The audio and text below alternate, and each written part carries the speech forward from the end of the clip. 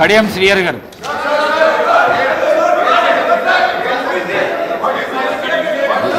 ఏమైంది మాట్లాడండి ఎందుకంత ఆవేశము ఎందుకంత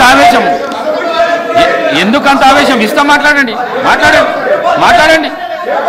పోండి మీ సిట్టాల పోండి మీ ప్రాక్టీస్ మంచిగా లేదు చదువుకున్న వ్యక్తులు మీరు అధ్యక్ష మీ ప్రాక్టీస్ మంచిగా ఇస్తున్నా సమయం ఇచ్చినందుకు మీకు ఇస్తున్నాడు మీకు ప్రత్యేకమైన ఇప్పుడు ఇస్తున్నాడు ధన్యవాదాలు అధ్యక్ష. శ్రీహరి గారు 1 minute ఇస్తున్నా నడవండి మీకు మైక్ ఇస్తా నడవండి మైక్ ఇస్తున్నా మీకు ఇస్తున్నా సబితా ఇంద్రారెడ్డికి మైకు కాదు ఈ ఇష్యూ మీద మాట్లాడితే ఇస్తా లేకుంటే ఇవ్వను మాట్లాడండి కడియం శ్రీ గారు మాట్లాడండి 1994 జూలైలో ప్రారంభమైన ఈ ఉద్యమం 2024 జూలైలో వర్గీకరణ మీద మాట్లాడితే సుప్రీంకోర్టు ద్వారా ఎస్సీ వర్గీకరణ చరిత్రాత్మకమైన తీర్పు వెలువరించి ఈ తీర్పు ద్వారా దళిత జాతులకు సమన్వయం చేసే చక్కటి అవకాశం కల్పించినందుకు హరీష్ రావు గారు ఇప్పుడు సుప్రీంకోర్టుకు ప్రత్యేకమైన వారిని ఆపి మీకు ఇస్తాను. వర్గీకరణకు సంబంధించి అన్ని రాజకీయ పార్టీలు సంఘీభావం తెలిపాయి.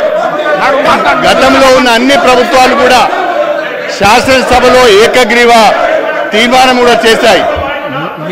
తెలుగుదేశం ప్రభుత్వము, కాంగ్రెస్ ప్రభుత్వము, బీఆర్ఎస్ ప్రభుత్వము మూడు ప్రభుత్వాలు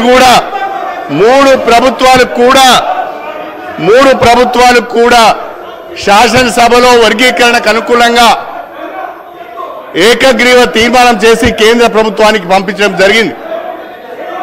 దండోరా ఉద్యమానికి అన్ని రాజకీయ పార్టీల మద్దతు లభించింది. దండోరా ఉద్యమానికి సమాజం యొక్క మద్దతు కూడా లభించింది. అందరూ కోరుకున్న విధంగా ఈరోజు వర్గీకరణకు అనుకూలంగా సుప్రీంకోర్టు తీర్పు ఇచ్చింది. ఈ సుప్రీంకోర్టు తీర్పును అందరూ కూడా స్వాగతించాలని చెప్పి నేను మనసారా కోరుకుంటున్నాను అధ్యక్ష. 30 సంవత్సరాలుగా ఈ ఉద్యమంతో నేను అసోసియేట్ అయి ఉన్నాను. అధికార పార్టీలో ఉన్నా, ప్రతిపక్షంలో ఉన్నా నేను దండోరా ఉద్యమంతో అసోసియేట్ అయి ఉన్నాను. అన్ని రాజకీయ పార్టీలు కూడా ఈ ఉద్యమానికి సంఘీభావం తెలిపాయి. ఈ నేపథ్యంలో సుప్రీంకోర్టు తీర్పు వచ్చింది.